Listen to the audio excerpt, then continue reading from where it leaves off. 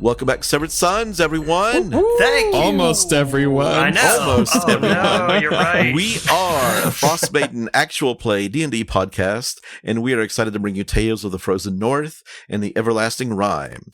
My name is Ron Murphy, Dungeon Master, and around the virtual table we have a small group of people, starting with Ross. Guys, welcome back. I'm Ross.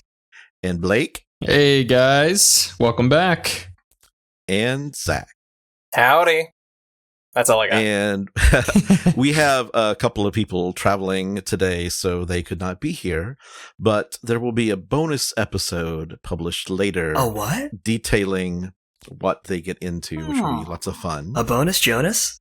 A bonus I can't wait. Is there anything else we need to talk about? You just want to get right into it. I'm so ready. Let's do Let's it. go. Okay. Spall's There right. it is. Oh, If everyone is ready, let's begin tonight's episode of Severed Sons, episode 25. Is that right? 25? Yeah. yeah, I think Mm. so. I'm insane about the brain. Last time, the ritual that would create a new body for Trax went horribly wrong, trapping your soul into a cobalt body made of ice. Rose, having possessed Fila's body, walked away from all of you, promising to return one day. Fang, you angrily confronted her, but she brushed you aside by casting a banishment spell. Defeated, you returned to Helga's house and asked if you could rest there. Trax, as you contemplated life as a snowman, you noticed a quartet of people bothering the disinterested and stubborn-headed locals down by the dock. They spun a story to you of how they all had been kept awake by a pulsing telepathic signal, and how they were drawn from all over the valley to Dugan's Hole. This pulsing signal urged them into the southern mountains, but it was far too dangerous for them to continue. Trax, you connected the signal to the strange curse that emanated from the psi crystal that you discovered in the mines of Tourmaline. Eager for something to distract you, you agreed to help the desperate Tin-Towners and headed out. You traveled for the better part of a day, then rested in foothills when you heard a pack of starving gnolls approaching your campsite. You easily defeated them, ambushing them outside of the tiny hut. Searching the bodies, Fang, you were shocked to discover one of the hyena men carrying a handkerchief that belonged to your mother. Bastard. Pressing on, you found an immense fleshy craft with slimy, ropey tentacles as thick as tree trunks that had tried to bury itself in the snow. Through a skin-like membrane near the top of the monstrosity, a flash of light illuminated the silhouette of a tall humanoid figure, tentacles writhing from its head. You see the kind of like the purplish flashes of light coming from the thing, and you can just see drips of slime coming from these gigantic tentacles. The top of it is about 50 to 60 feet off the ground, and it's about, possibly, with the tentacles and all, about 100 feet long. What is this thing? I have never seen anything like this before in my life. Guess we should check it out. I mean, yes, we should, but Is it alive? I'm cautious to approach, not knowing anything about it. Make a perception roll. I did that one too. Not great, but Oh, not great for me either. A 9. We're not very perceptive. Fang, 7. 7. Kai. Come on, Kai. 12. That's Hey, best. The purple light continues to flash in the membrane on the top of the structure, for lack of a better word. And it seems to be pulsing in a kind of a pattern. Those townsfolk did describe their mental state as some sort of pulsation. Perhaps that is indeed the cause. Suppose so. Doesn't seem like anything else is coming for us, but I believe we have nearly lost the aspect of surprise here. That was a loud fight we just went through. We were pretty loud. Suddenly, to your right, a burst of energy hits the ground, and you see a Shiv suddenly kind of engulfed in this black sphere, and you see Donar say, "Oh no, you don't!" and jumps in after Shiv. And suddenly the blackness kind of down to the ground, flat to the ground, and you see both of them frozen in place. Donar holding on to Shiv's shoulder, And on the ground around them is a perfect circle, completely black against the snow, with a thin outline of purple around the edges. What do you do? Holy shit! What was that? Fang dives to his knees and to inspect that further to see if there's A, if it's familiar, and B, if there's anything he can do. Make a... You kind of see like this red dust kind of forming a globe around both of them. Make a religion roll, actually, Fang. Hey! Ooh, I can do that. Not as well as you might think. That's a 7. Okay. The image on the ground, you can't recognize it, but it looks like some sort of deity's symbol. Can I inspect it? Fang, do you tell everybody that? Yeah, I'll say this is something not of this world. It does not belong to Fultus, but I do believe it is within this, perhaps the same pantheon or something. Trax, make a religion roll. Nope, 9. Damn. 9. You're saving all our rolls for combat round.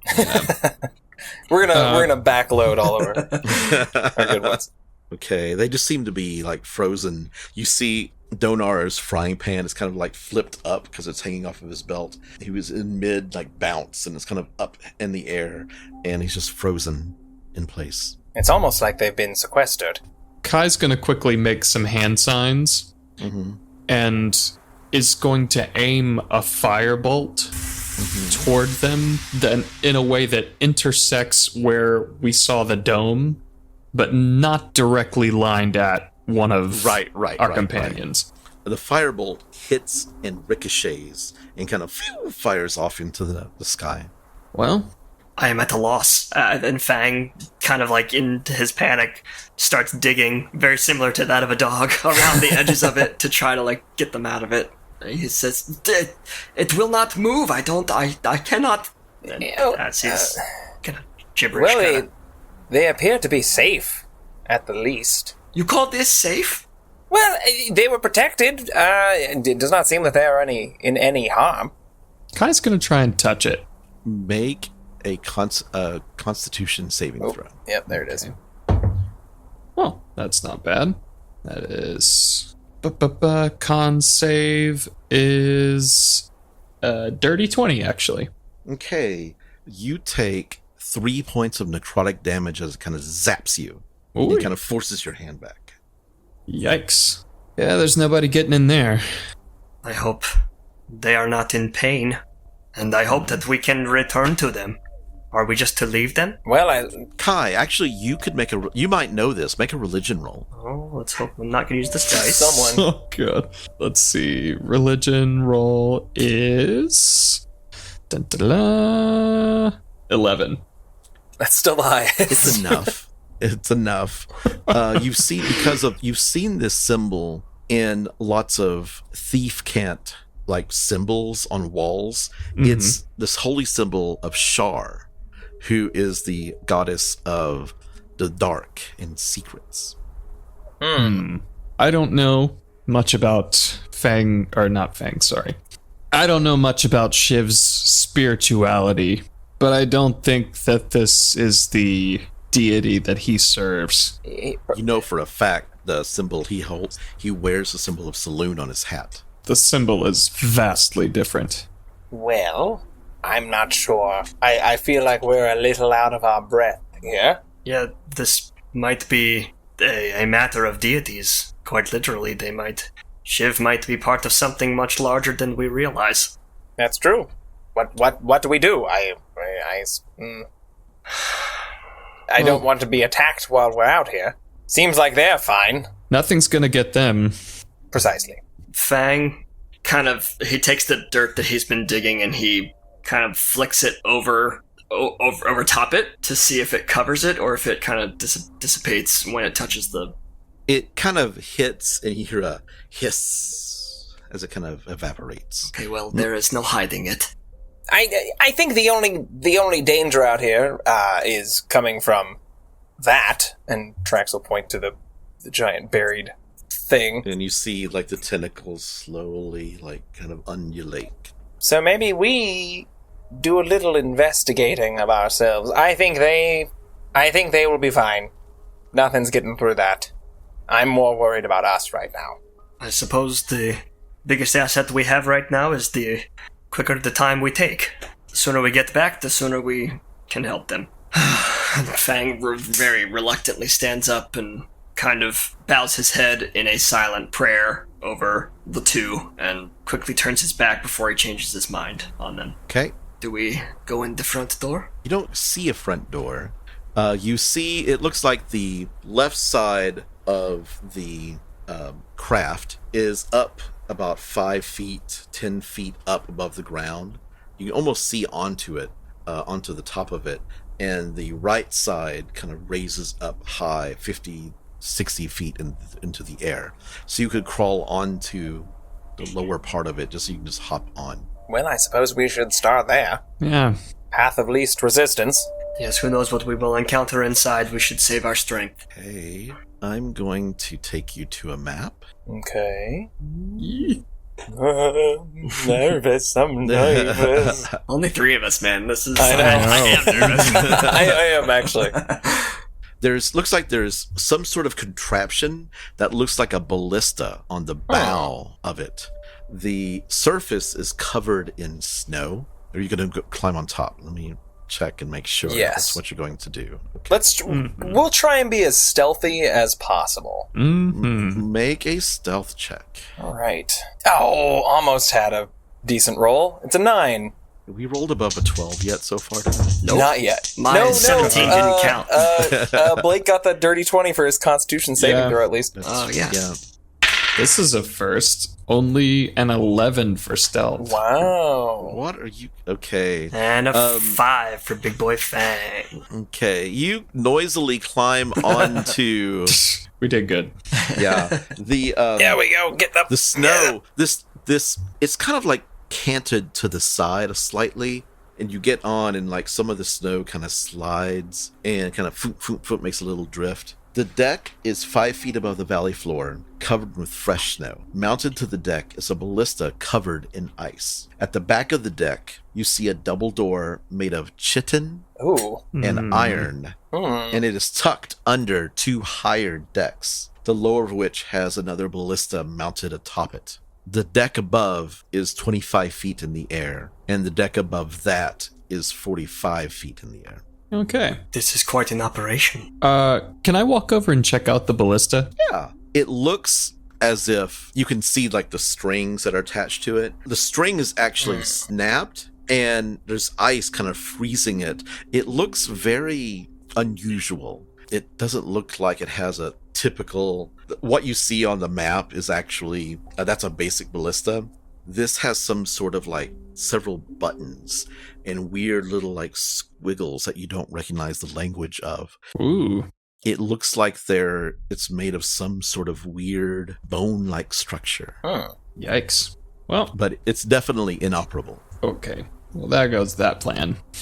Well, it seems like this thing has been here for a few days at least. Well, we know for a fact that it came out of the sky, according to our friends back in Dugan's Hole. What was that, 10 days ago? It is well prepared for a fight. These ballistas don't really... You don't see these every day. Definitely not this kind. Whoever is the occupant of this is probably not in the best shape. I'm assuming this is not supposed to be half buried in the snow. But we should proceed with caution. Are there any sounds coming from, say, the door or anywhere else?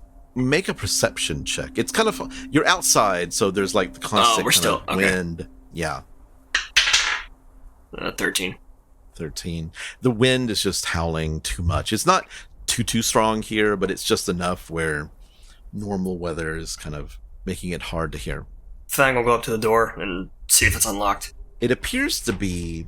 It doesn't have a locking mechanism that you notice. However, ice has covered the entirety of the side of it, and like even like kind of going onto the walls around, the fleshy looking walls around the doors.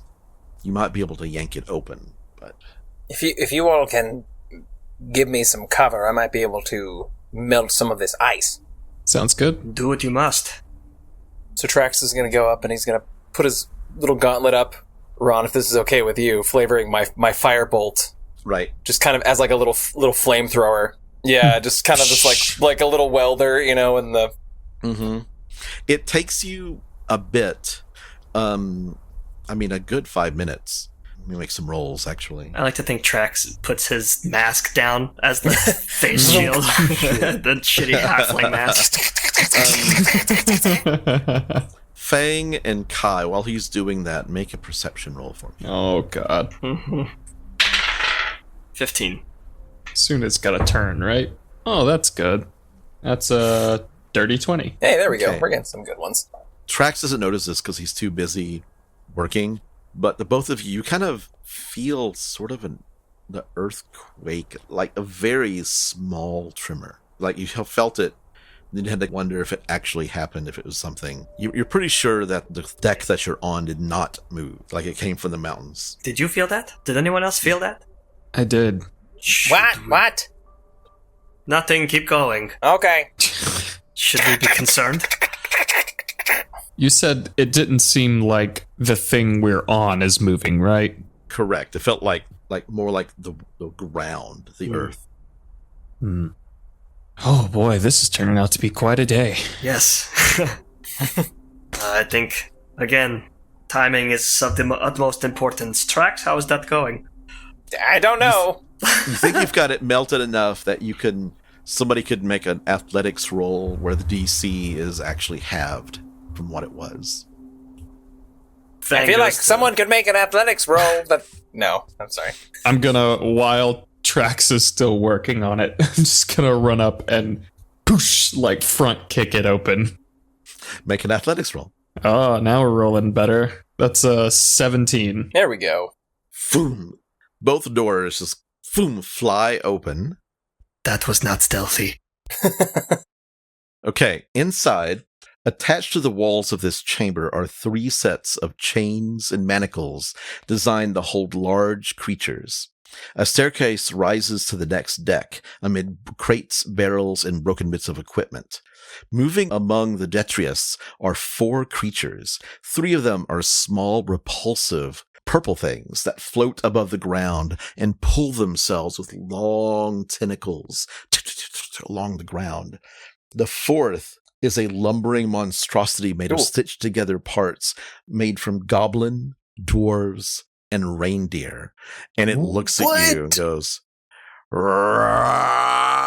reaches, and I'd like you all to roll initiative. Oh, God. Oh, God. Oh, God. Walked right into Frankenstein's fucking lab. Oh, jeez, and I rolled a terrible initiative. At least we've got cover.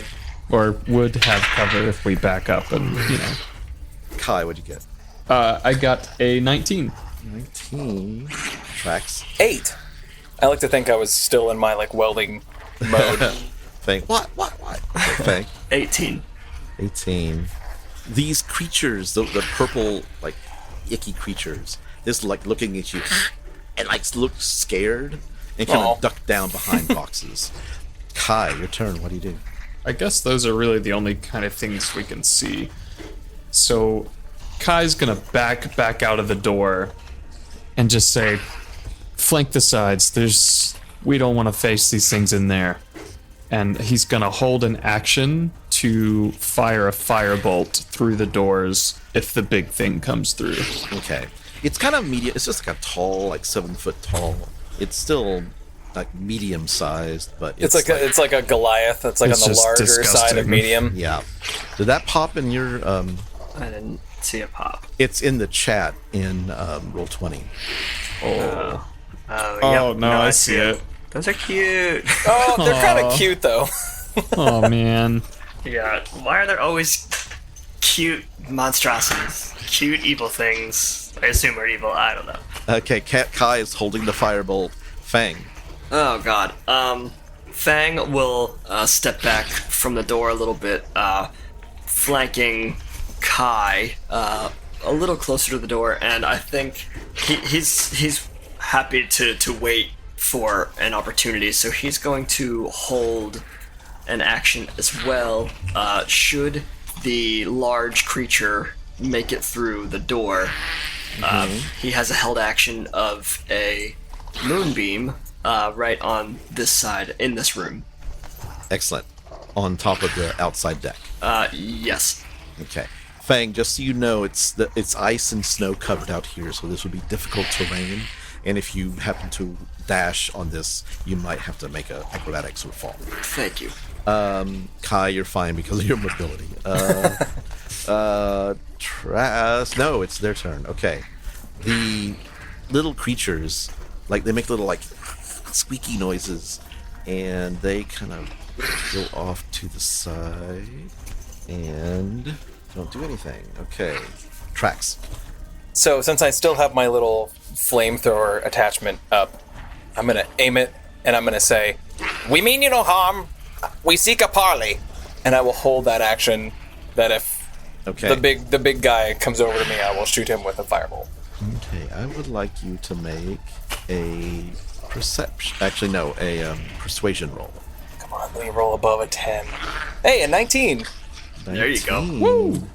And I have no modifier, so that was just a straight 19. Oh, nice. Persuasive. It kind of like cocks its head at you, like it doesn't understand. And it keeps walking. It's its turn next. So what's its move? 30 feet. Okay. It goes forward 15, and it can get right to the door. It gets right to you, Trax. Back up, Trax. Back up.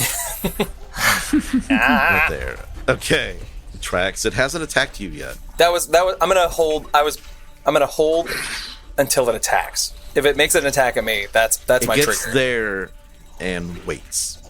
Yeah. If it makes an attack at me, I'm gonna fire at him. Okay. I'm just trembling. Trax is just trembling in front of him. So it's reaching out. I mean it. Kai, what do you do? Your held action does not go off. What do you do? Seeing that he's stopped in front of Trax, Kai's just gonna keep that hand seal held and just say, "Don't do it." And again is gonna hold the action for Firebolt if he moves violently towards Trax. You don't want no part of this. Okay. Fang. Fang also has his fist in the air, ready to spin open a portal of light for Moonbeam, and he leans over to Kai and he says, "I fear that we are at a standoff. I don't understand why he would have stopped, unless he was simply waiting for us to enter." Guess we'll find out. And Fang, if I drop the held action, the spell doesn't go off, right? And you lose the spell slot. I do lose the spell slot. Yeah, because you're starting to cast it. Got it. And holding it, letting it kind of... Cool. Then Fang's gonna hold his as well. Okay, you're gonna continue. Yeah. Yeah. Okay. Yeah. I'll say, Trax, get back here with us. I want to. That'll be it. Okay. You hear kind of like the wall, something crawling on the walls, and I'm freaking out right now. Trax, what do you do? I'm definitely backing up. Okay. I'm gonna disengage. Okay. I'm gonna back up to the ballista. It's kind of like moves its arms, but not fast enough to actually hit you. But you weren't really sure if that was an attack or not. I don't. And that'll be my turn. Okay. Halt! The creature reaches to the doors and shuts them. Well, it was smart enough to do that. Oh my god. You kidding me? Alright. Well, does that... Fang is visibly confused. He says, does that mean that I am also. he understands us and is smart enough to say keep out? Or he is following some kind of command. It appears to be some sort of construct, albeit of the biological design. It seems someone gave him an order to keep us out. Yeah, let's roast him. You wanna roast him? Let's roast him. I worry that he is simply following orders. I agree. We've met constructs before that do not want to fight. I as terrified as I am right now, I did not sense any sort of malicious intent behind him coming over to us. Let's test that theory. And Kai's I'm gonna go worried back. Oh, Kai, hang on. Are we still Hang in on. initiative? I'm gonna still keep an initiative because if you're gonna do something aggressive, it might actually. Hang on. There might be more people in there. Kai's going to walk to the door and open it again. Forcefully or like you did before, or Just open it, because I'm assuming it should open pretty easily now. Yeah, it does. And Kai's gonna just start walking towards the ladder. Let's see. If Trax I is move, gonna. These are actually 10. stairs going up. Then I'm gonna walk towards the stairs there. Okay. Trax is gonna turn to Fang and say, "Dig your own grave, right?" You see the creatures, and you hear "Arrgh!" as it looks angry again and starts to come at you. Anything else, Kai? No, I'm gonna again hold an action for a firebolt, and I'm gonna stay right there. Fang just puts his head down and says, damn it. I can't move. Once I've held an action, I can't move where it's going, right? It has to be on that spot. You can change the parameters of the spell. Oh, But okay. the spell has it. Basically, you're holding the energies, and then when you cast it, that's when you tell it where to go. Sweet. Then still holding that action, it used to be when he came through the door, if I can move it to, I guess right in front of us, I'm gonna walk up to right behind Kai, and I'll hold the action for directly in front of our group should it come at us. Yeah, the little like creatures kind of like as you run, come back in. They were coming out of hiding, but now they're skittering away. And if you'll allow me still an action, right? Can I, or is holding an action my action? Holding an action is your action. Okay, then I cannot vigilantly bless myself. I'm going to just... You can do a bonus action. Yeah, I don't think if that it's is something a you bonus can do. You've already like technically cast the spell, Sure. so you can use a bonus action. Yeah. As I enter the room, I'll say, on your 6, Kai, Trax, do not to stay out there alone long. And but he's still kind of spinning his fist, waiting for a portal to open up. Okay. The little squiggly guys run back to the walls, and they're hiding behind. This one's hiding behind. And Trax. So Trax is gonna just take a second, just kind of take a breath. All right, here we go. You can do this. And he's gonna run in to here, and he's got, you know, in the movie Aliens, how like the flamethrower had the little flame going. He's got his gauntlets have like the little flame going on. And he's like, all right, stay back, and that'll be his turn. Okay. The little creatures kind of like at the flame that's coming out of your gauntlet are kind of like wincing away from it a little bit. Okay. Angrily, Oh no. the golem comes up to Trax, raises its hideous fists, and like comes down. Any held actions going off against the golem can go off now before the attacks. I'm gonna burn a 3rd level moonbeam on his ass. So he has to make a Constitution saving throw. Okay. This is a magical effect, so he has advantage on this roll. Oh, bummer. Yikes. Okay. No. But it didn't really help it.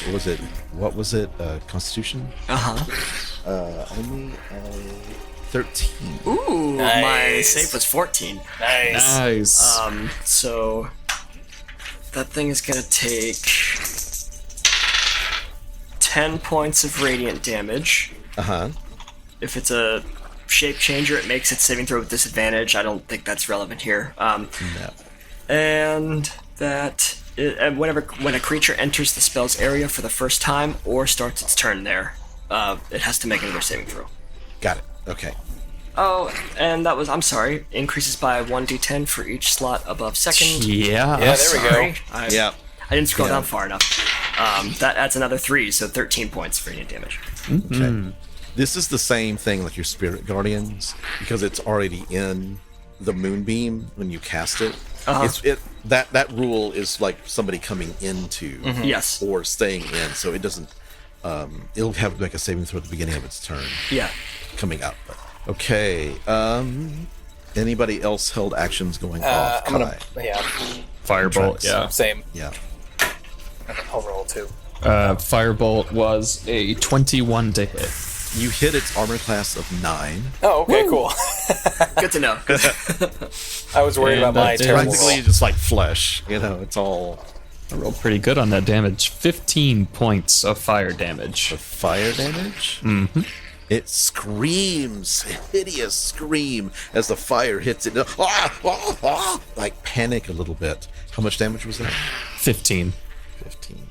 Trax. So I rolled a 12, worried that I was not going to hit, but hooray! And so that is going to do 13 points of fire damage. Okay. Again, the fire hits it. The 3 creatures in the corners are kind of like chittering, almost like they're laughing. You don't quite understand their language, but it's like they're laughing at it. Creepy. I'm gonna So log that. now, enraged, How bad? the multi-attack. No, Okay. no. Just one is fine. Okay, first slam is a dirty 20. Nope. And second slam is a 22. Yep. Okay. And that does, let's see, 14 points of bludgeoning damage. It's like, with its other arm that missed horribly, it's trying to put out like the flames, like patting itself where the flames hit it. Yeah, good luck, buddy. Kai. Seeing how it did not like the fire the last time, we're gonna fire off another firebolt at it. That is... Oh no, I rolled a 6. Good thing it's a +6 for 12. That hits. Okay. And that's gonna be... not as good that time. 9 points of fire damage. Okay. Oh, it does not like any of that. Fang. Sorry. Should it have made a Constitution saving throw at the start of its turn?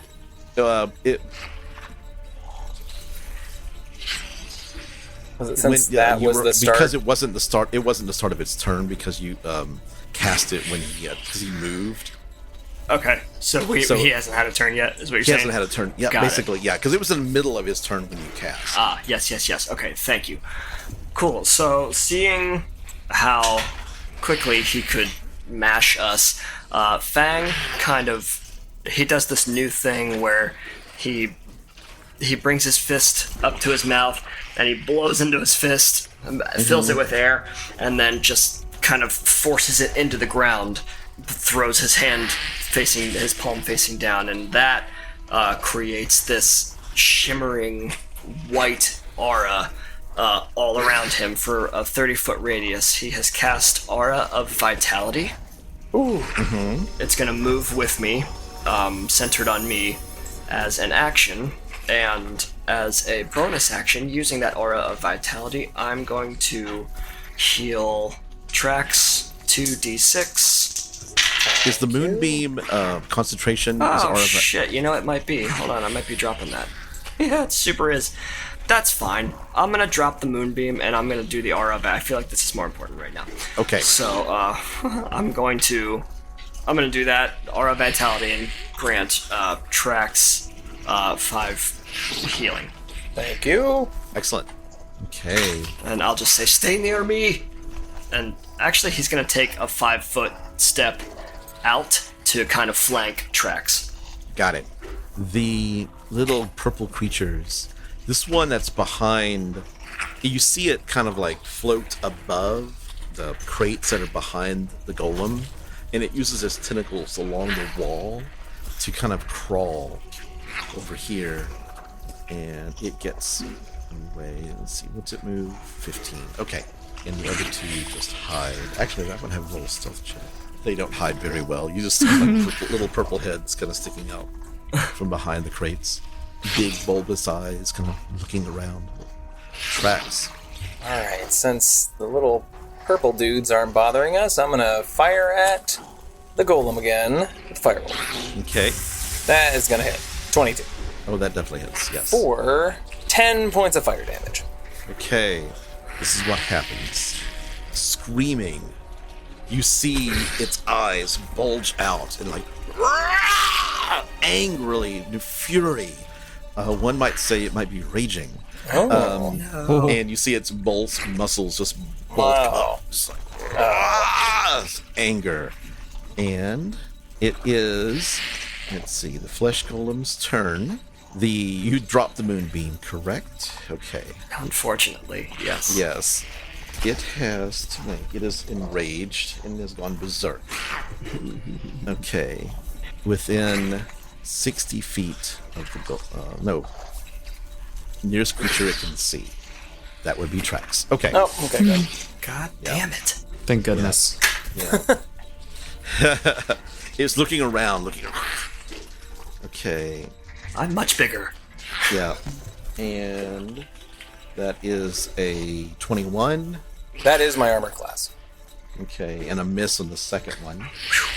And that is 14 points again of bludgeoning. And you just see it looking around.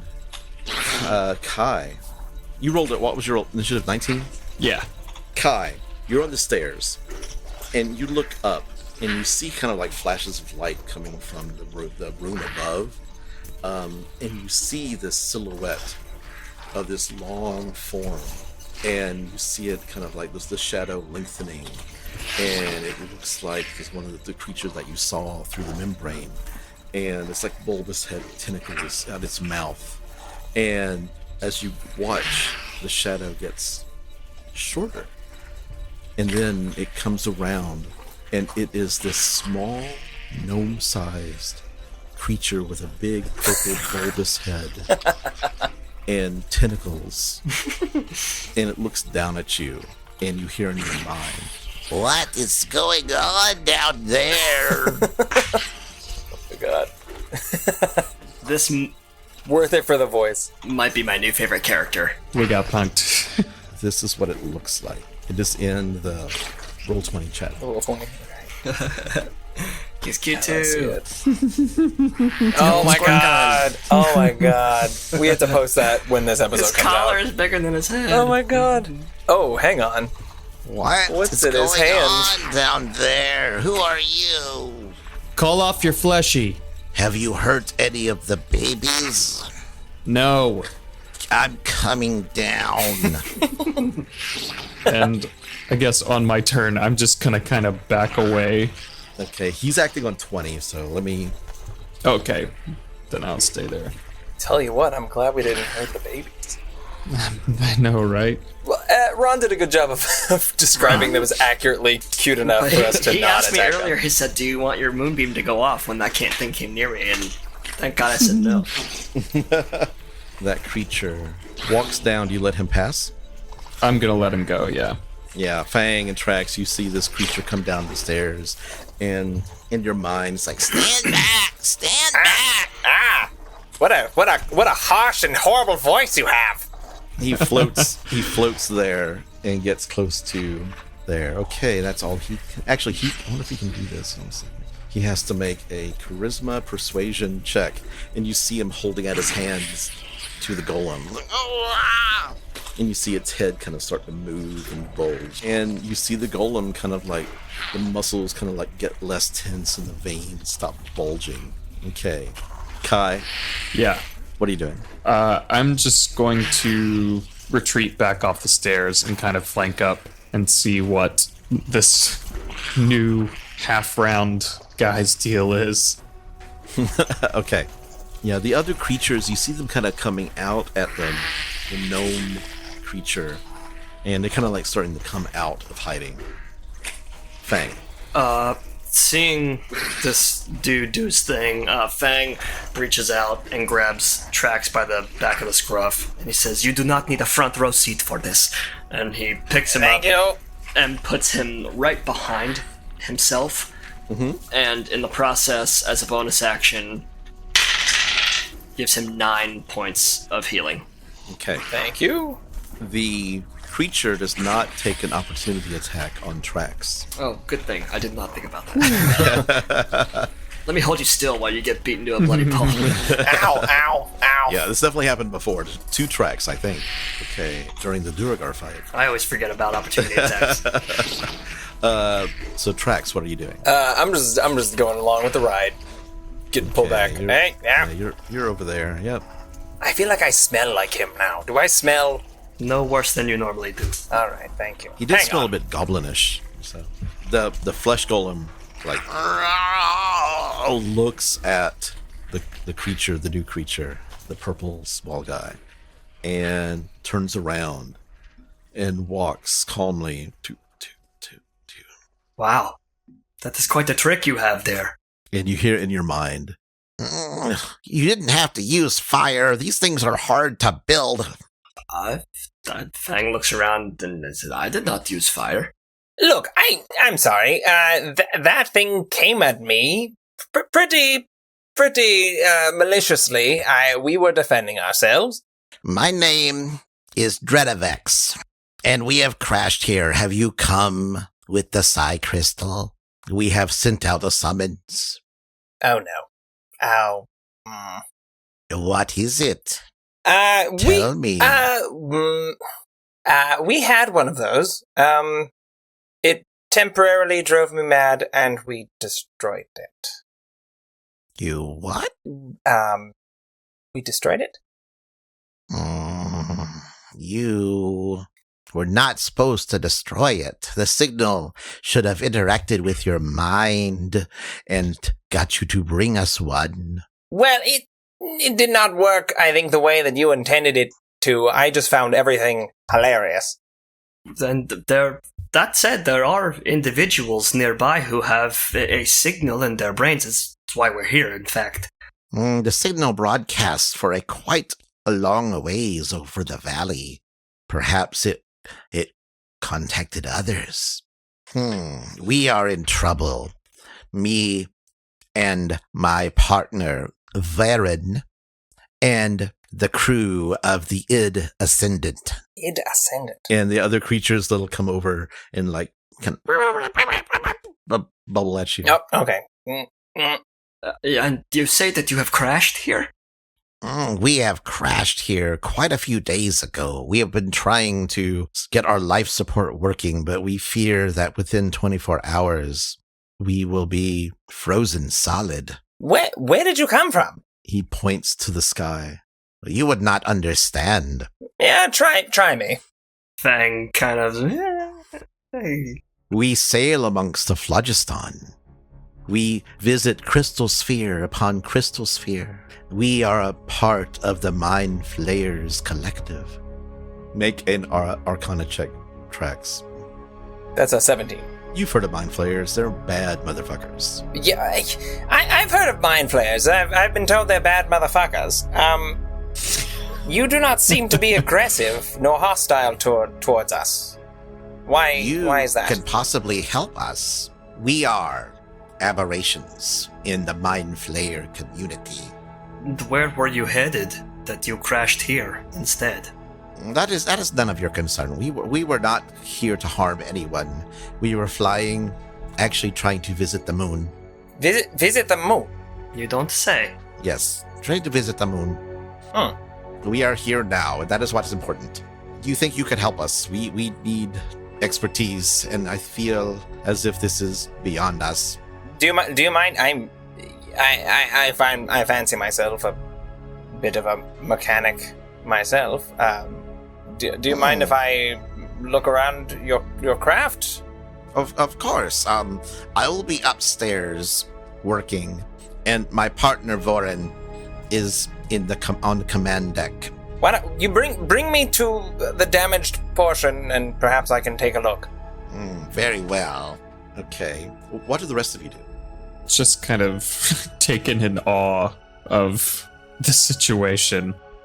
Fang is right off of Trax's shoulder and moves with him. If Trax is gonna be the face, then Fang is his bodyguard against this guy.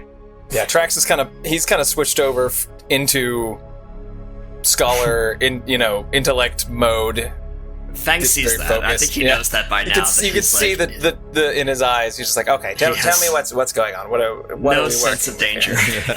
Exactly. Dread of Vex starts up the stairs and turns around and is like, Wait, did the carrion crawlers not capture you? How did you get past the carrion crawlers? They attempted to. We destroyed them. We are quite capable. No, Vorn will just have to read some more. It's fine. You put him in a vat of goo. New one pops out. Disgusting. No metal. It's pretty gross. You can do quite wonders with liquefied brains, I might have some questions for you after we do this. I might have some answers. Piqued my interest here.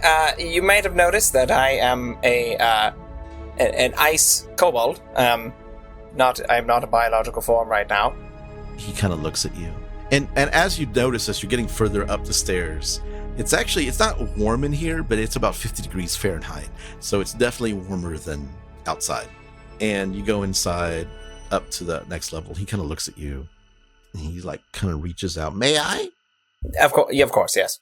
And he kind of scrapes like a purple fingernail, kind of pushes like a little bit of ice and kind of looks at the ice in his fingernail.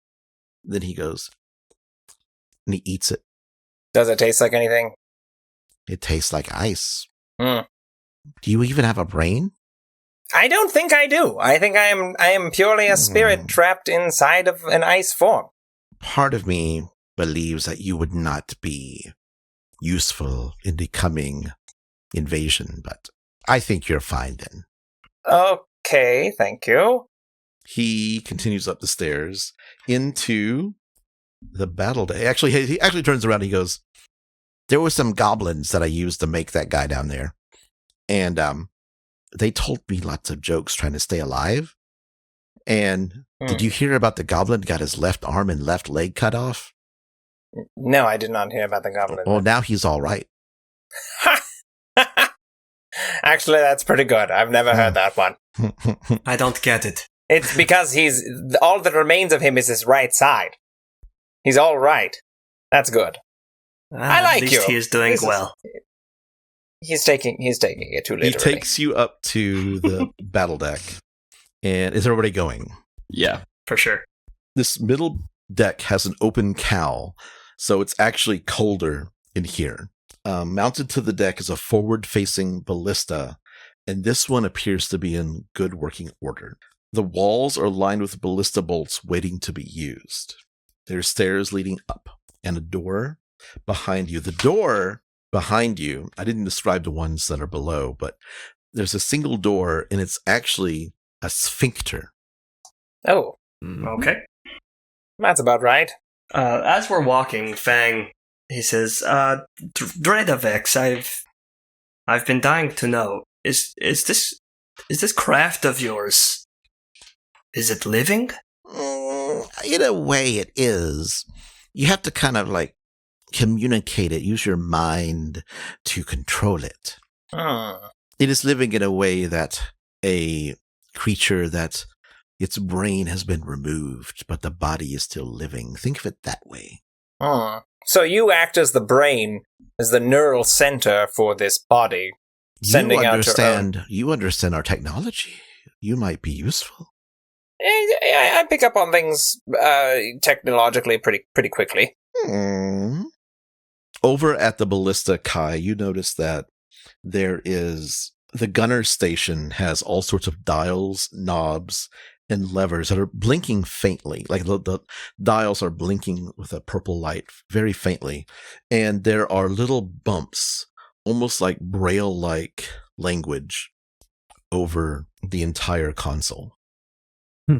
He takes you, continues up to the bridge, and there is a second of these gnome mind flayers here. And he is sitting on this chair, like small chair, and there are he's working underneath the console, and he kind of lifts his head up, and you see them kind of lock eyes, and as if they're communicating, but no words are being said. And then suddenly you see one of them like looks at you, Trax, and says, "Pardon our manners. This bridge, suspended from the ceiling of this high-domed chamber, is a complex lattice of bioluminescent jellyfish that use the glowing tips of their tendrils to form constellations. The high-backed chair with short armrests capped with sparkly blue crystal orbs tilts up toward the display. A panel on the starboard wall lies open, exposing a pulsing tendril of flesh embedded with crystal shards." The other one comes up and says to you, Trax, he says, "My name is Voren. You have met my friend Trax. You are here to help?" As best as we can. Kai and Fang, make perception checks. That's 14. It's 19. 19.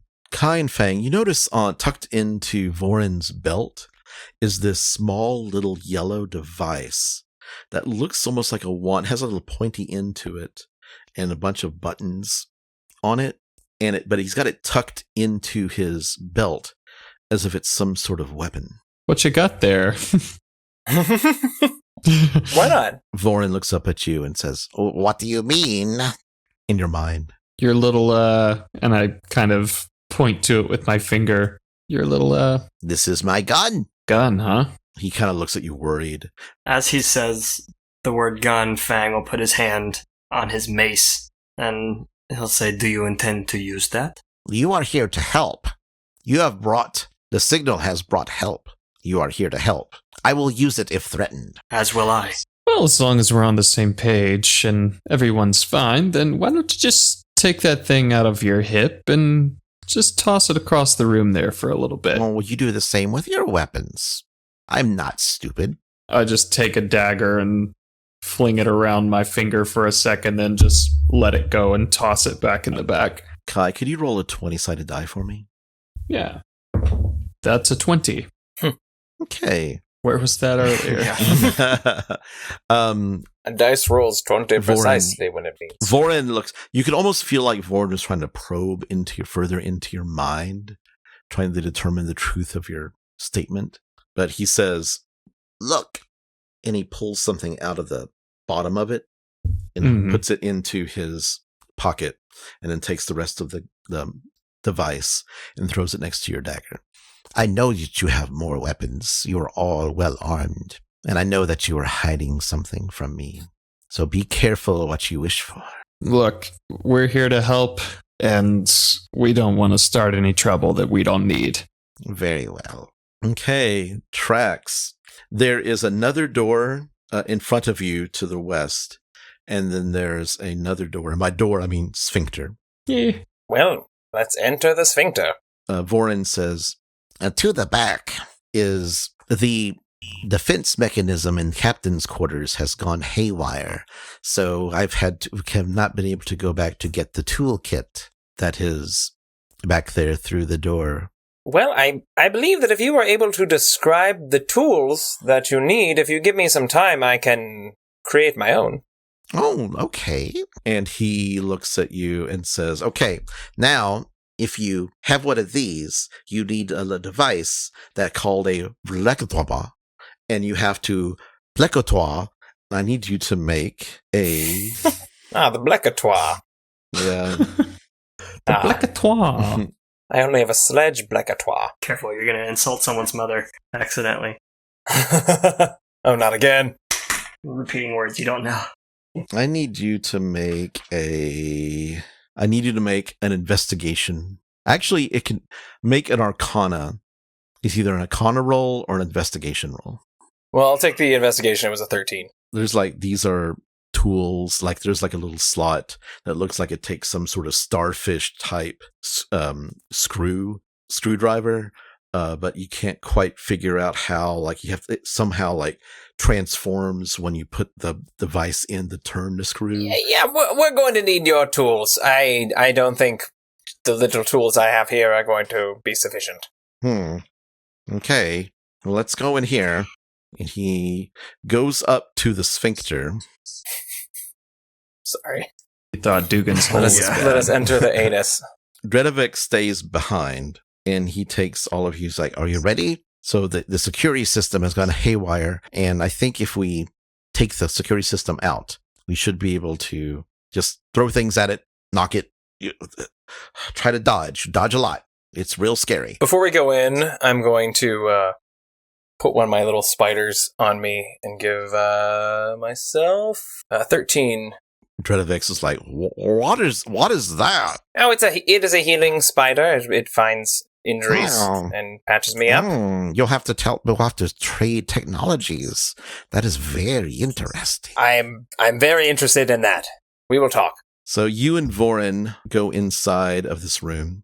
It's a domed chamber full of clutter, a lot of it piled atop of a table with 1-foot-high legs. Behind the table is a 5-foot diameter crystal sphere mounted atop a low stand. 5 strange glowing gizmos are attached to the chitinous walls 7 feet above the floor. These devices look like the tips of metal wands impaled in pincer claws. And as you do, suddenly the tips start glowing white hot. Roll initiative. Kai, what'd you get? 21. Nice. Fang? Do you remember what I said? Because I already cleared my dice. 7? Is that what I think it was? 7. Maybe 7 or 8. Just give me 7. Yeah. That's fine. I'm not rerolling. Okay. Trax? 18. Nice. And Vorin got a 13. Kai, you go first. There's these 5 little, they're on tentacles, so sort of like Dr. Octopus's arms. Kind of you see little metal cowls come out of the walls. I'm going to... I wish I could do multiples, but I just can't right now. I'm just going to firebolt one of them. Okay. Roll to hit. Ooh, almost. That's 19 plus 6, so 25. Okay, that hits. And that's going to do 9 fire damage. Okay, the firebolt hits one of them, and the little white hot beam cuts out, and the arm retracts back into the wall. There's 4 left. That was easy enough. Okay, on 20, let's see, there are 4 left, and 4 of you. So I'm going to roll. I'm going to try, based on where I am in the room right now, to give Fang as much cover as I possibly can. How are you going to do that? Where are the antenna up in the room? They're up in the room. Yeah, they're up above you, kind of. Yeah. Just kind of block. I don't know. I'm gonna move around and make one try to shoot me instead of Fang. Okay. So Varen's 1, Trax is 2, Kai is 3, and Fang is 4. 2 on Fang, 1 on Kai, 1 on Trax, none on Vorin. Kai, I'm trying to attract attention, so make an intimidation roll. Yeah, you said dexterity. What now? Make just a straight intimidation roll. Intimidation, 11. 11. That's fine. So you take one of Fang's attacks. Woo. Okay. Nice. Trax, make a dexterity saving throw. That's going to be 13. Okay, that's a fail. Yeah. You take 4 points of radiant damage as one of the white hot beams shoots right at you, making that exact noise. And it hits you, burning you for, what did I say, 4 points? 4, yeah. Yeah, 4. Okay. Ow! I need 2 dexterity saving throws from Kai. Okay. One is a dirty 20, Mm-hmm. and the other is a 13. The 13 fails.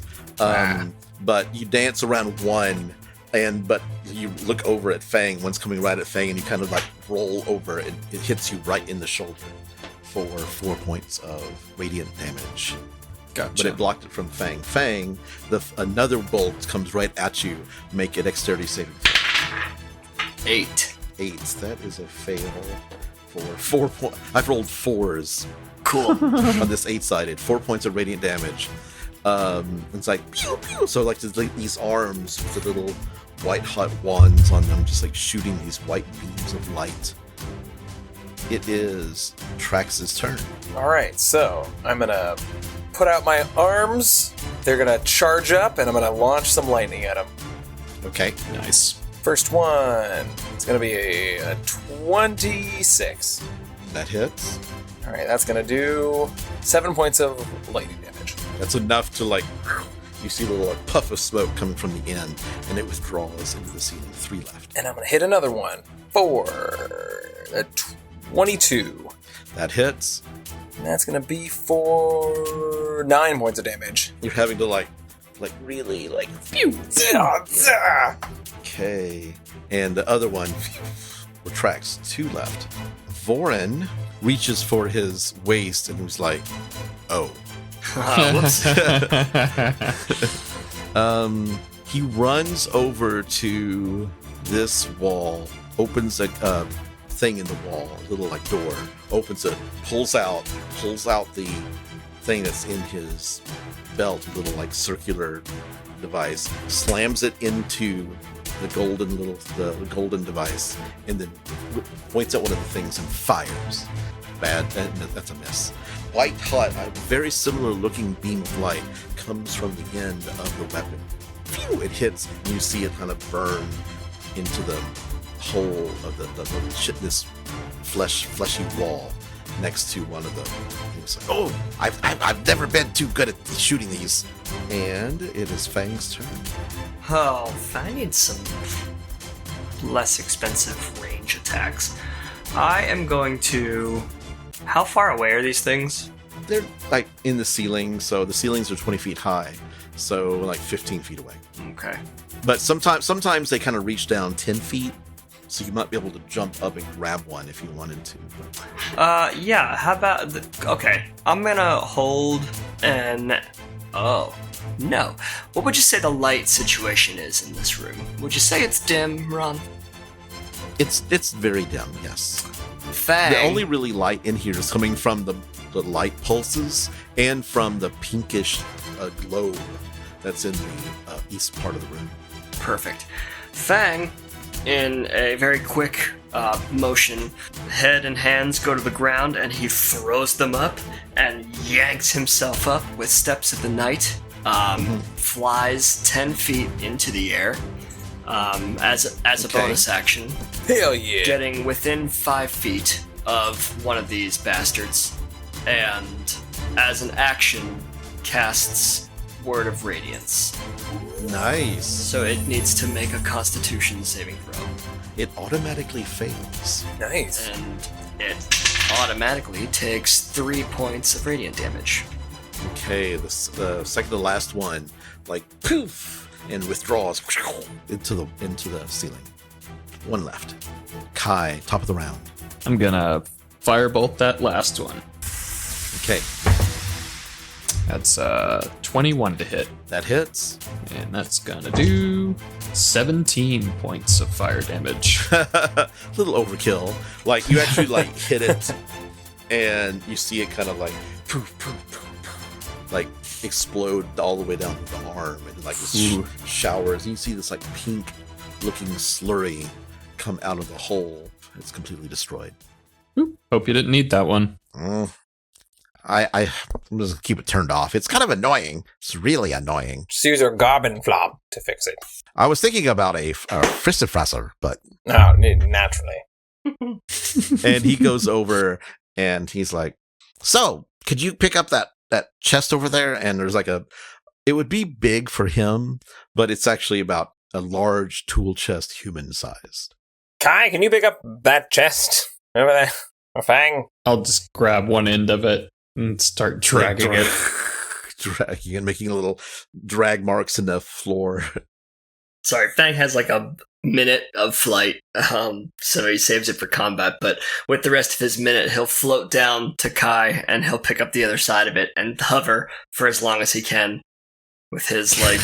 That's pretty But impressive. he still looks like it's like a marionette puppet. It's very creepy. His body's kind of limp, like he has full control of his limbs, but he chooses just to let it drag him, so he's like, I will help you. Like when you pick up a cat. Yes. Right. It's like a solid liquid. Should I get the kitten in here? He kind of like goes over to the console.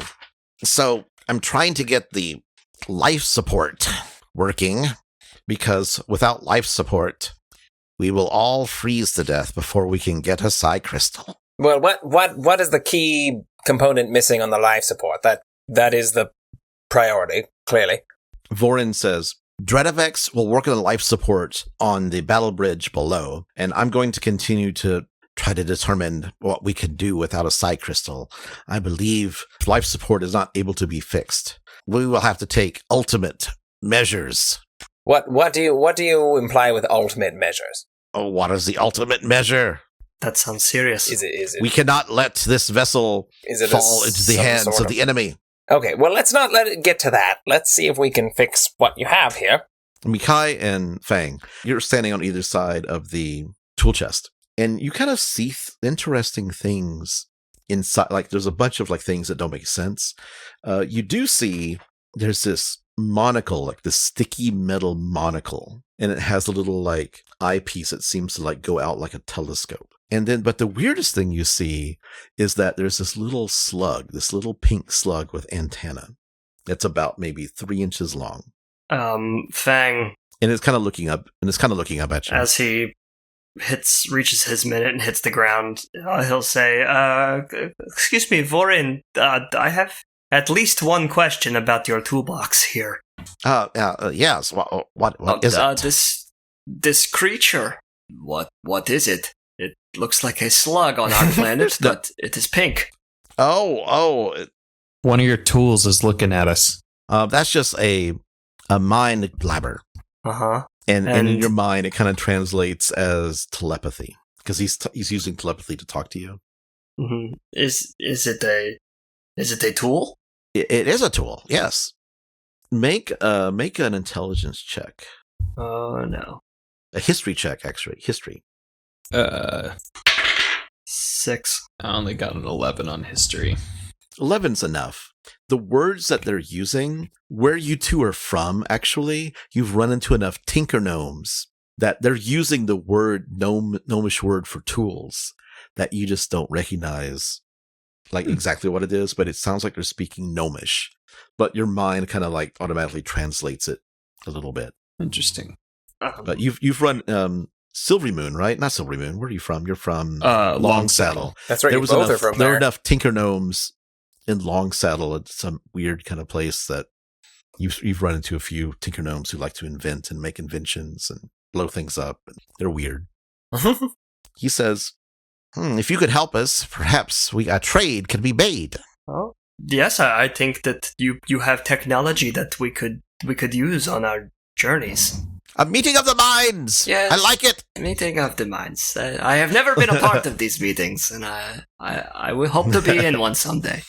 You will be an excellent addition to the mighty Mind Flayer Navy.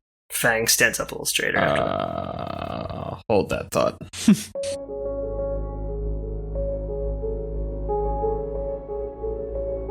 Trax, you head downstairs to the battle deck, and you see Dredavex. He's like leading you, and he's like, okay, you have to hold this here and do this here, and then you have to like apply a precise amount of mental energy here. All right. Simple enough. And focus all of your magic here, and then I go throw this lever. Okay. Are you ready? Are you ready for this? Let's do it. Okay. I would like you to roll a DC 25 Arcana check. Okay, here we go. Track's about to blow the shit up. I'm going to use my inspiration on this. Smart. Okay. All right. All right, here we go. Good. All right, this is the first one, and not so great. No, it's 15 is the highest. No. Okay. Oh, no. Okay. You But hear to blow this bitch up. upstairs, you suddenly hear.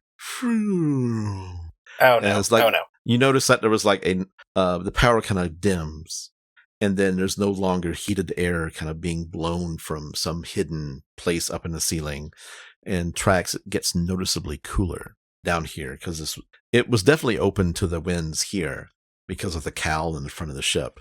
It's definitely, you can feel the cold air rushing in from everywhere.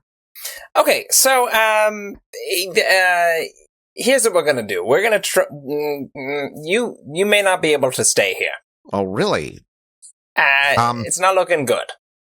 I don't want to freeze to death. You think we'll have to blow it up? Do you have to blow it up? Are people coming for it immediately? The standing orders are we cannot let technology fall into enemy hands. All right, look, here's the thing. We collectively, as a party, have purchased a tavern. I think maybe could you go there? Could we take you somewhere that you could hide? Where is this tavern? What is a tavern? You know what? I'm sensing maybe I should talk with the rest of the group before I proceed just throwing stuff out there. But you know what? Are there smart creatures there? What we can, we will have to bring barrels of the sludge with us to dine on. Okay, what do you do? What? Let's fix your life support. Come with me. Let's fix it. I will show you. I will show you what we eat. You know what? I'm morbidly curious. Let me see it. And he takes you back to the maintenance bay that's on the bottom floor. And he pulls out this barrel, and he pulls the top off the barrel, and there's this bubbling pink sludge. And he takes a ladle, and his tentacles So what? What is that? What is that? What I think it is? He holds a ladle out to you. And you see kind of like a little bit of flesh dripping off the side of it. Is that gray matter? It's kind of pink to me, but we add the color to make it more palatable. Okay. All right. What's better than actually going out and causing a ruckus and killing people? No, I agree. Okay. We don't want to draw attention to ourselves. I mean, how are you going to get us to this tavern? Will you sneak us there? All right, here's the thing. You need a psi crystal, correct? We need a psi crystal, yes. Do you have a way to find one? I do! And he goes and digs around, and he finds this box, and he pushes a button, and it goes click, click, click. No psi crystals within 60 feet. And gives it to you. Okay, so this will detect psi crystals then. Yes. We have used it to search the area, but our supplies are running low. Let's see if we can put a temporary fix on your life support system, and we will go out and try and find a psi crystal. Okay. And bring it back to you. Okay. But you're going to have to do something for us. And that would be?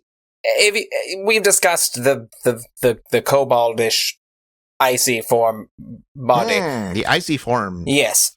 So tell me again about this problem you have. I need a new body. It is his little globule eyes get big, and his tentacles quiver. And he says, "I think I know where I can get you some help." What help? I know you can't tell Vorin I told you this. Yeah, but mom's the word. We landed here without crashing. We were to meet a wizard all dressed in red. And he needed a soul conversion chamber. I don't know why. We made the trade, and he took it. That sounds exactly what we need. I feel like... I think his name was Dazan. That sounds about right. This information...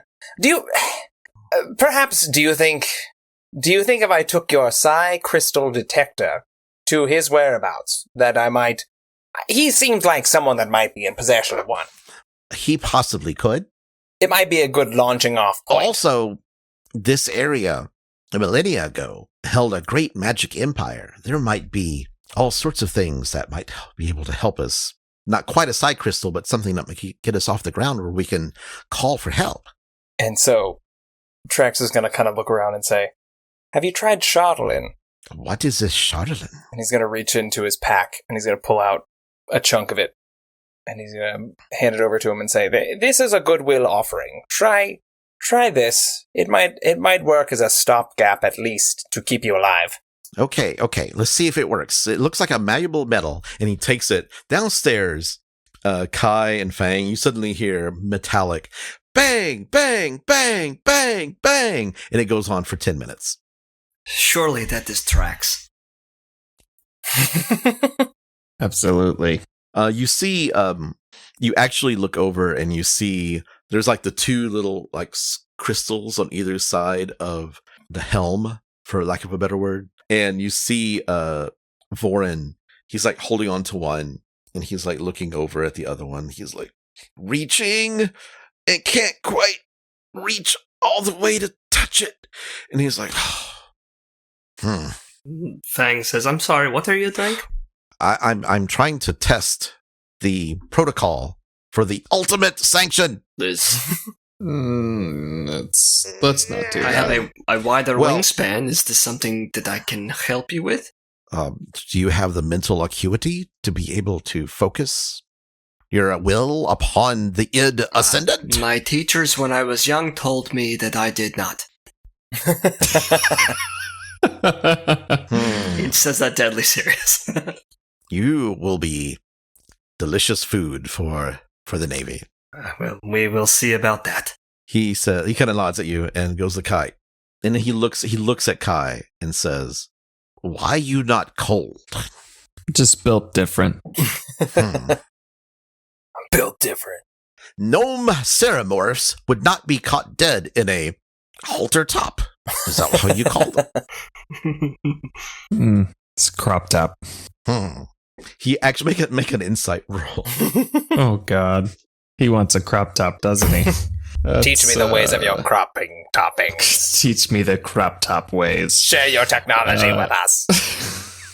Inside is 15. He is admiring your crop top. I have heard tell of a tube top. Is his jacket with his vest, is it, like, open? Yeah, it's kind of like he has actually a breastplate, and it basically he has a robe, and he has like the red collar that you see in the picture, and it's like tied shut, but you can just see he can open it up and let it, like the breastplate is showing. Is the breastplate mostly up here? Is there like fabric underneath? Yes. Then I'm gonna walk over to the corner of my room where I threw my dagger. I'm gonna stomp the ground on the handle so it like flips up.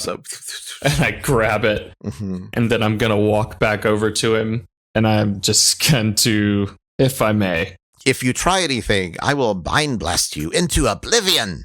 Yeah, let's not do that. Okay. And I just take the edge of the fabric under his breastplate and just slice it off so he's got a nice little purple tummy crop top.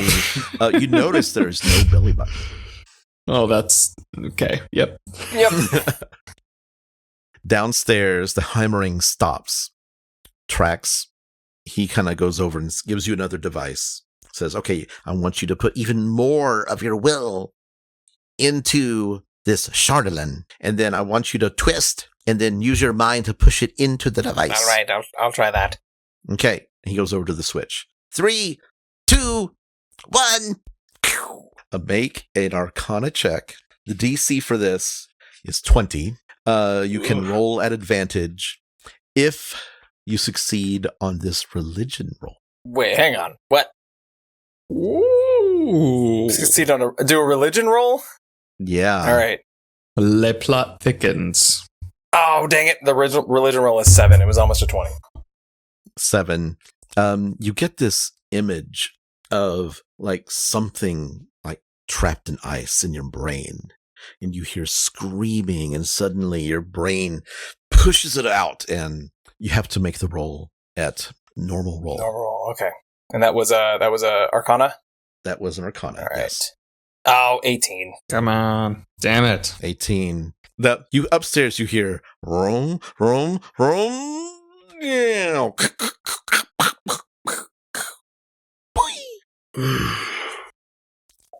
This sounds like it's going great. Yes, and it's getting colder by the minute. It should. You see Vorin go over to the staircase and goes, Ultimate sanction! Hang on. Before you blow anything up, let's talk. Let's get the gang here, and maybe we can figure something out. I think it's warmer upstairs. Let's go. All right. and he like levitates and floats upstairs. Yeah, the entire time they levitate everywhere they go. It's efficient. When the other guy went to the stairs, Kai took a minute and acted like he wanted to say something to Fang, but then when he realized people were coming back up, he kind of just shrugs it off.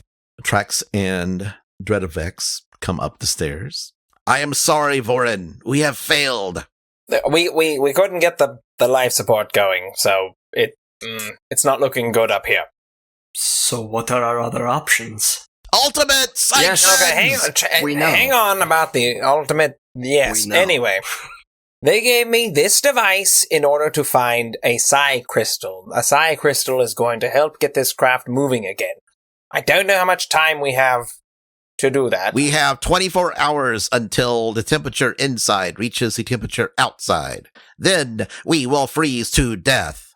So they have 24 hours. I believe that we might have some luck finding one at the Wizard's Tower. Dredavex says, Vorin, they have offered use of a tavern. I'm sorry. What? Look, okay, it's just temporary. Look. That is a They're days gonna long help trip. us. We have to get back to Lonelywood for that. Yes, I know, but are we going to leave them to freeze to death here? Well, surely we can. Why couldn't you fix the thing? You said you could. Actually, second addendum to that. We know that Fila is no longer at her house, as Rose has taken her body. Could we hide them at Fila's, which is a mere few hours away? They have food, they have supplies, they are not going to harm anyone, but it will get them out of the storm, so to speak. That is the wilds. Well, Is this ship biomechanical? I believe so. You know so. Will the ship die? Also that question, yes. The ship will go into a state of hibernation. Normally, under circumstances like this, the ship is designed to bury itself into the ground. With the frozen soil beneath the white powder, it was impossible for the ship to bury itself. I believe that it will go into a deep vegetative state. Can your fleshy friend operate in suboptimal temperatures? Redovik says, Yeah, I made him strong. I will need to make repairs for the fire damage that you caused it. That's, yes, understandable. Whoops. But if you were to leave your fleshy compatriot here while we brought you into town to keep you safe, perhaps you would not have to... With orders to protect the Id Ascendant. I like this plan. Okay, good. We're on the same page. Perfect. now we have 24 hours. Do we want to take a crack at it before we bring them into a public situation? I just don't think that they are going to blend in. It's going to get us a lot of attention, surely. If we have the 24 hours, if this works for the both of you, do we want to go searching for a bit and perhaps come back and, worst case scenario, take them back to town? That is a good idea. Vorin says, As long as we have the slurry, our hunger will be sated and we will not need to go into the populace. So how about this? How about we head towards the Wizard Tower, the psi crystal detector with us, see if we can find anything. If not, we come back, we get you, we take you into town under the cover of darkness. How far away is the Wizard's Tower? If we wanted to make another deal with Dazan, we could meet him at his tower due east of Kaer Koenig. Kaer Koenig. You met with Dazan? Oh, I forgot to tell you that. I'm sorry. He was quite a gentleman. We made a deal. What kind of deal? We gave him a soul transference chamber. What did he give you? he doesn't say anything. Kai's eyes kind of squint just a little bit, and his brows start to Look, furrow. I hate to be selfish here, but a soul transference device could be indispensable for me. This icy form is but a stopgap. We have told you much. Some secrets are state secrets. You're gonna owe us a lot if we get you out of here. Perhaps we will tell you then. The Elder Brain would be quite upset with us. I'm sure they'd be upset if you also had to blow up the ship and we're stranded here. Make a persuasion roll. Persuasion is going to be a 14. Okay, he says, if that is true, every ship is valuable. You help us, I will tell you what we gave Dazan. Have we not already helped you? That information is quite valuable. If we help you, we would also like some of your technology. A tool. Seconded. A tool, an item, or something. Clearly you outmatch us in brains, and you have much to offer us. Vorin says, kind of like you see their tentacles, kind of like almost proud, like flushing colors. He says, very well. And he goes over, you said the slug. You like the slug? He goes in the slug, the little purple slug, comes onto his hand, and he holds it out to you. Fang with a confused look, and he says, you never really explained what it was. People who cannot already read minds use this. That seems pretty helpful. That it does. I will help you for the slug. Okay. The slug kind of like raises up. It has a little like hand. He goes, and Fang says, oh, we are going to be friends. And he waves. Fang gives him a little wave back. Do you have any weaponry that might help us? Just curious. I cannot provide you with any weaponry. That is important to our cause. However, if you do not tell the Elder Brain, he hands you his pistol. Oh, thank you. It has 15 shots remaining and cannot be recharged. 15. All right, I will use them sparingly. I hope you can figure out how it works. I hope so too. With my rolls. Kai Raiju! For you! I have! And he pulls into the toolbox, and he pulls out the little monocle with little like telescope thing that comes out from the monocle. He hands it to you. I give you a kaleidoscope of seeing. What does it do? It lets you see things really small in pretty colors. And hands it to you. I'm just going to hold it for a second and say, look, I appreciate this, but I don't need your trinkets. This is no trinket. Basically, he tells you in as many words that it allows you to see things quite well at the range of 1 foot, and it allows you a advantage on any investigation roll based on that information. So basically, it's a magnifying glass. Yeah. It's like, that's great. But what I really want is information about the wizard. I mean, I'll take the kaleidoscope. I'll just flip it over Thank to Trax. It'll help you with your tinkering. What do you want to know about the wizard? Well, you wouldn't tell us what he gave you. That is a secret. Let's just say that my payment will be that secret when we get you up and running. Agreed! And he turns on his heel. Let us try to fix the ship. We have 22 hours. Fang looks at Trax and says, did you say that is a tracking device? Yes, it is some sort of detector that will allow us to find psi crystals. It appears the range is, 60 feet? I think I may have been incorrect, but let me... He may have been incorrect. It was 60, is what you said. Yeah, I said 60, but I may have been... Let me find it. 60 miles would be helpful. 5 miles. 5 I was miles. incorrect. Oh, It's 5 5 miles. Yeah. That is super handy.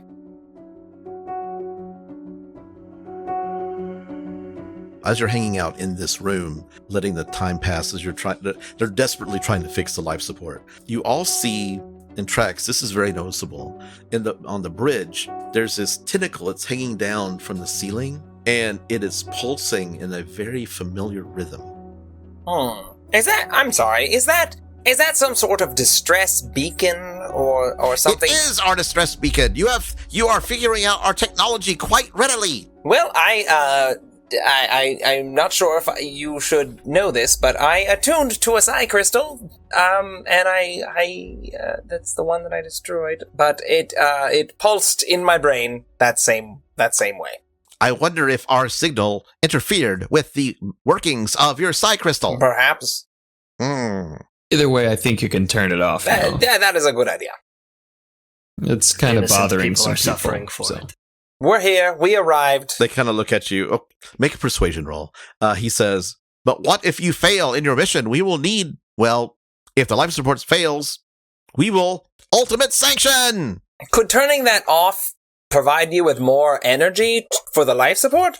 Perhaps. You want all, Turn it you off. want all energy you have. Dradalex goes over. Permission to turn off the distress beacon. Permission granted. And he pulls and yanks. And the whole thing just comes out of the ceiling, and little pink sludge drips down. Gross. Anyway. Any rise in power. And they're all they're both over there checking the dials. Fang, the little guy, he's a little slug. He's got two little antennae. They kind of like twitch independently of one another. And he only has one arm, but he likes to wave it at you. Are you going to, this is technically a helm of telepathy. You can look it up in D&D Beyond. Fancy. And what is my thing that I have? My gun? The eyes of minute seeing. Oh. But also, do I have some kind of ray gun? It is a laser pistol. Oh. Laser. Freaking lasers. The problem is that I have to figure out how to use it, right? You said? yes. Does this slug require attunement, or does it just work automatically because it's alive? You still would need requiring attunement if a helm of telepathy requires attunement. Yes. Okay. Got it. And it appears as if it will hang out. It will live when you're attuned to it. It actually is on your ear, like a I'm little okay with that. hearing aid. I got them big ears. All the better to house a mind slug. Do you attune to the mind slug? Yeah. I'm gonna go for it. Let's do it. Let's party. Okay. What's party? You hear a voice in your head, and it's like, "Hi, And in my head, I'll say, "Hello there. I'm here to help you. What can I do for you? What is your name?" I don't have a name. Oh, well, we can fix that in the near future. But for now, if you just want to cozy on in there, and I'll think of a name too. Maybe there's a name that I would like.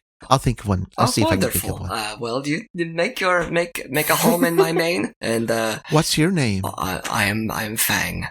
Hi, Fang. It's a pleasure to meet you. I think that we will get along swimmingly. Okay. basically how it acts. Like there's an ability that's on there. I'll let you read it, but the ability allows you to cast that spell. Okay, cool. But whenever you're using it to detect thoughts, he whispers the thoughts to you. You're not actually reading. I like that. I'm into that. The person's thoughts. Nobody else can hear it. It's nobody else can hear it. Yeah, it's in your mind. Cool. Thank you. I have questions about it later based on its explanation, but we can talk another time. Yeah, we can. You can just text me and we'll figure it out. Cool. Several hours pass, and it's getting colder and colder. Trax, you feel much better. Oh, refreshing. I'm gonna try and mess around with that laser pistol and see if I can figure it out. Okay, I would like you. I got my Starbuck dice out because my digital dice have sucked. How many hours are passing? Are we resting, or are we? You can rest. Yeah. Are we gonna be here for 8? There was 22 hours until party members. Are we gonna just chill for at least 8 hours? It's like a shorten. Shorten. That's fine. Yeah. I'd like you to make a straight intelligence check. Just add your intelligence modifier. Okay, so an 18 to 26. Okay, that's one success. Okay. I'm kind of figuring it out, and it looks like you figured out how to attach. There's a little circular glowing device that goes into the handle of it. See the cartridge, okay. And I'd like you can make. This took you hours to figure out. This is far beyond anything. So you can do one more check. Okay, all right. 20. What is that? 22. Wow, this is just an intelligence check. It's just an intelligence modifier. Okay. My intelligence plus. Well, no, so it'd be 21. 21. Okay. Sorry, I was adding save. You think if you press this button, it will fire. You think you may have figured it out, but there may be other things that you haven't quite. But you're gonna have to make one more check tomorrow. Right. Tomorrow, okay, but not tomorrow. Yeah, because time is running out. This takes you the whole time. I'm going to give you the stats for. I think it's in the book. It may pop up if you type it in D&D Beyond. Yeah, laser pistol popped up. laser pistol. It has reload. Mm-hmm. Okay. And that all it means is that if you have other things, once you run out of shots, you have to take an action to reload the device. Its range is 40, 120 long, and it does 3d6 radiant on a hit. Yeah, that's awesome. But again, that's the only thing you can really do with. Yeah. Okay. So, that's enough. Yeah. So okay, and it's radiant damage that it does. We did all this still on the ship. Yes. Unless you wanted to do something else. If Trax is basically taking all of his time trying to figure out this device. I'm just fiddling with it while we do other stuff. I would imagine, we would leave as soon as possible because we know there's a trek ahead of us. Yeah. Kai, are you doing anything? Especially if our friends are still frozen. While Trax was trying to figure out the gun, Kai would have probably just kind of hovered around the area, just walking around kind of aimlessly, but kind of like subconsciously close to Fang. Okay. Fang, well, if we're chilling, he will have been writing in his journal for a lot of, because we have a lot of information today, about what's going on, maybe sketching some of the jellyfish constellations that he saw. Oh.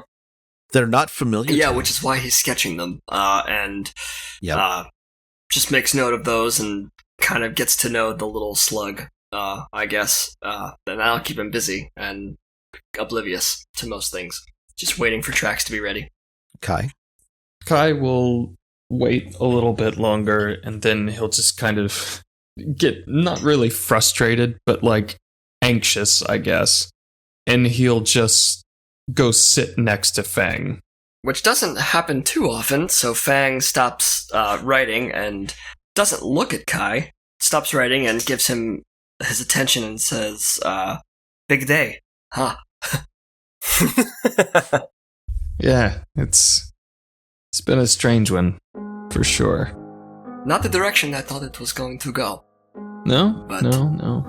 How do you feel about going back to the Wizard's Tower? Fang says that very matter-of-factly, like he's been thinking about that and Kai for a while. I think it's important. I think there's a lot there that could give us an idea about what's really going on here. He seemed to have his hands in everything. It's quite a shame that he was burned alive. I think we could have extracted quite a bit from this gentleman. Maybe, if we could have beaten him. You know, you're a good guy. You do a lot of good for us and other people, and I admire you for it. And with that, Fang shuts his journal, kind of with a slap. He says, I was not always. I have a lot of regret in my life, and it is a daily struggle, to be quite honest with you, to come to terms with who I used to be and who I want to be. But I do appreciate you saying that. Honestly, it makes you easier to trust. Oh? It's the bad that you can't see in people that you can't trust. Fang starts to nod at that, and he says, all of my bad was brought out by the light. It seems my goodness is found in the dark. I think that there is good in you.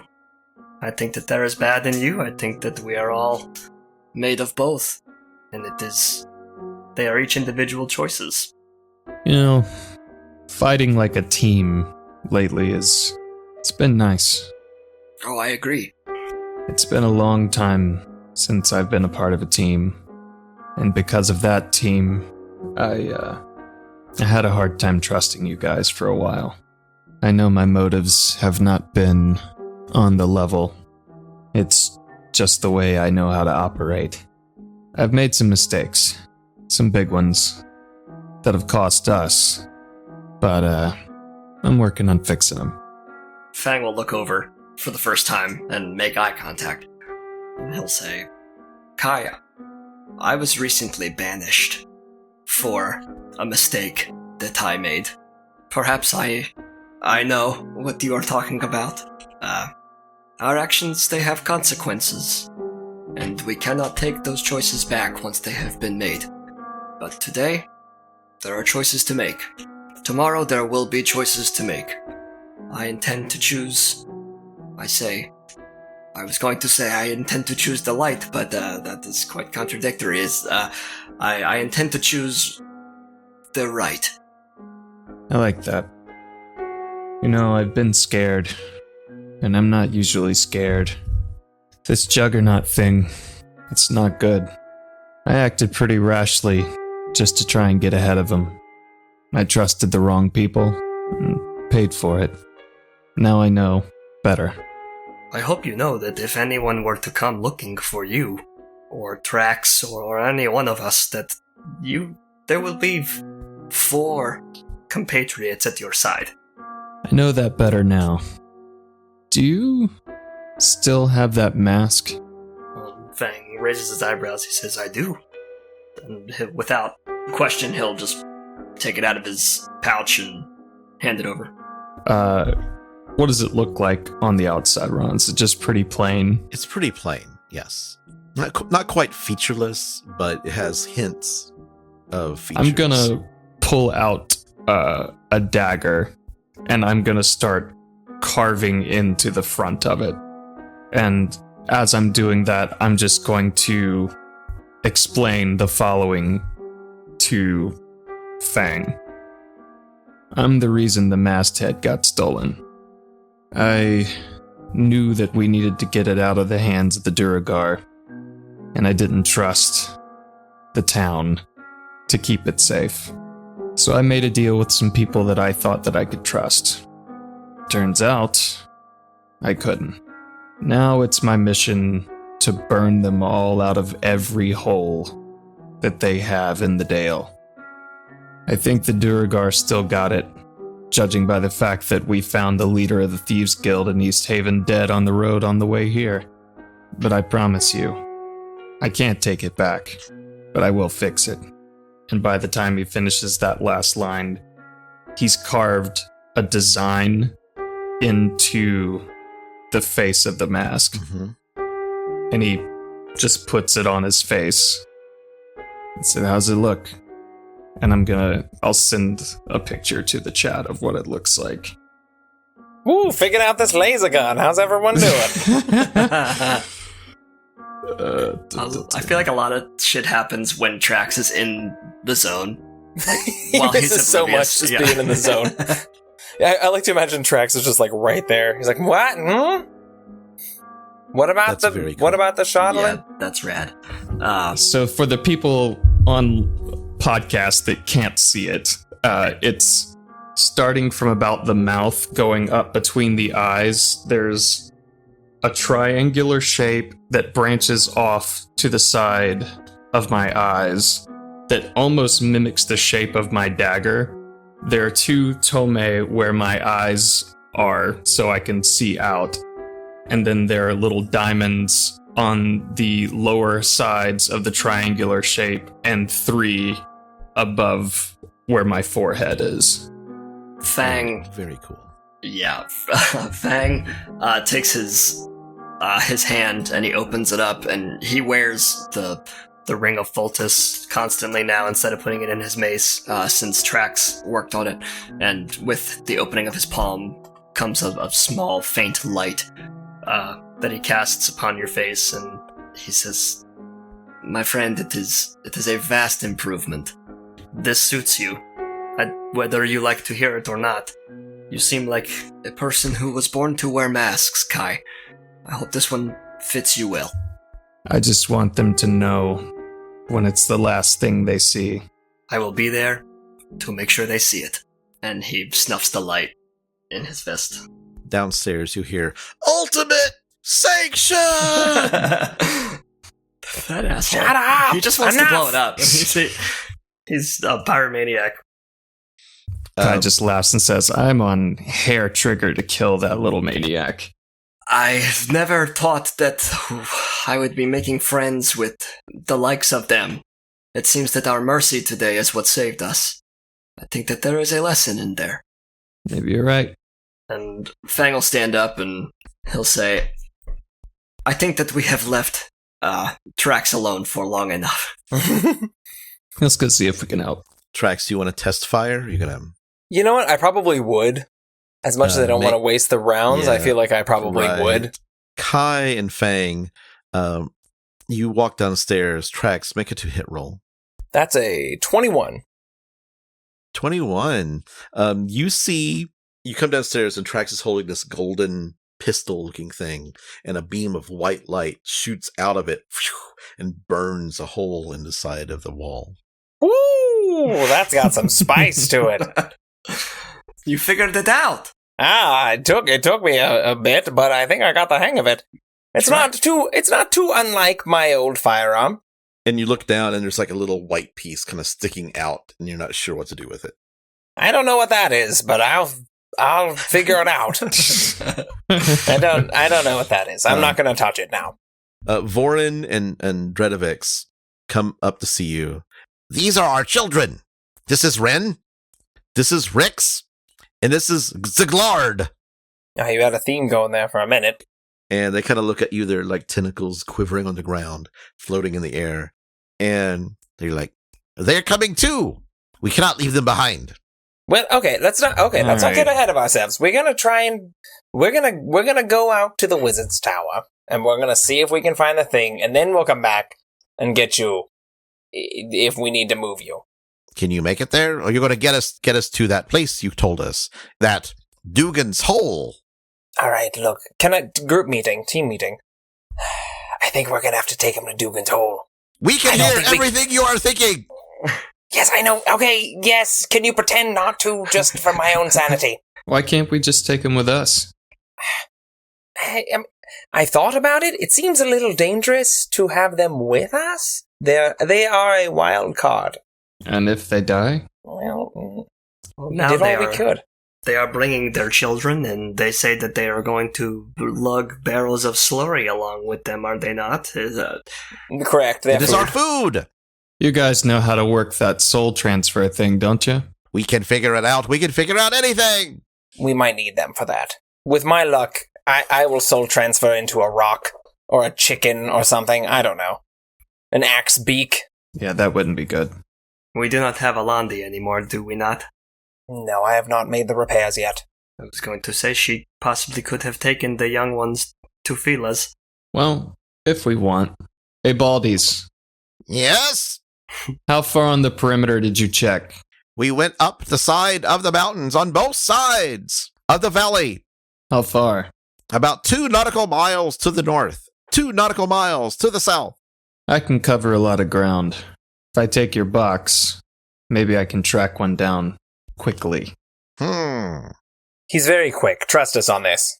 We do not have much time left. We must get to shelter. All right.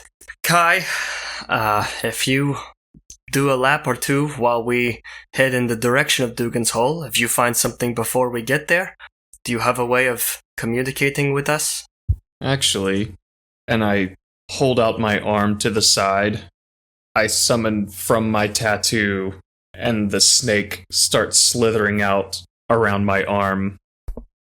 And I just kind of rest my arm there and let it circle up, and it furls out its wings. Oh, that's handy. This is Arya. Hello. When we were in town quite recently, I did catch a glimpse of a snake bird coming out of an attic. I know that Donar went on his parakeet, parakeet quest, but I saw the cabin that this came out of. Is this the same creature? This one's mine, but it is the same type of creature. It's the messenger pigeon of the Zentarum. And you say this can help us communicate? I can send it to carry a message to you. In which case, if Arya comes to us, I can continue the conversation via sending. But I think that these two are right. We should get them to shelter and start on this quest as soon as possible. Shiv and Donar are God knows where. Well, we know where they are. We just don't know how long they'll be there. I trust that Shiv seems to be very proficient in survival. Perhaps we should... I can leave them my recording device, let them know that we are heading back into town and they can catch up with us as soon as possible? I think that's a hell of a plan. It is a hell of a plan! Let's get them there as soon as possible, please. Yes, and perhaps teach them a little etiquette on the way. Okay, you walk out, you bundle up. Dredovex puts cloaks onto the 3 children and the squidlings. You all go out onto the deck, and suddenly you feel the ground rumble. And you see Vorin and Dredovex look at you, look at each other, and then look at you, Kai. What? I may have, the thing that I told you that Dazan gave us, and the rumbling gets louder and louder. What? Its name is Bruno. And suddenly, this large rock-like creature jumps out of the ground it was burrowing in, jumps onto the deck of the ship. You see it has like large, like rocky fins and a like pointed nose, and it kind of roll initiative, and this is where we're going to stop for the night. Oh no, I know exactly what that is. Yeah, buddy. Roll initiative. They're supposed to be on our side, man. Holy crap! Vorin says, "We have not trained Bruno quite yet. We let him go because we could not afford to feed him anymore. Little bastards." That's a bullet. And that's our episode for the evening. That's a bullet. Woo! That Woo! was What an doozy. episode. That was a lot. That sure was. Like, that was a wonderful scene at the end. Great job, you guys. Yeah, Kai. I'm excited. I'm excited to learn more about Kai, and I think Fang's got some secrets too, if I'm allowed to say that was fat. That was awesome to hear all that, even though I didn't, I wasn't there. Zach knows about it. Trax doesn't. Kai, take a inspiration. That was great. Please subscribe and leave us a review on Podchaser or Apple Podcast, and share us with all of your friends. Follow us on Twitter at Severed Sons DND. Thank you to Wizards of the Coast, D&D Beyond, Roll20, and thank you to Syrinscape, Andrei Sitkov, and to Monument Studios for the amazing sound effects and music. Stay frosty! Bam, bam, bam. Boom, boom, boom. Pew, pew, pew.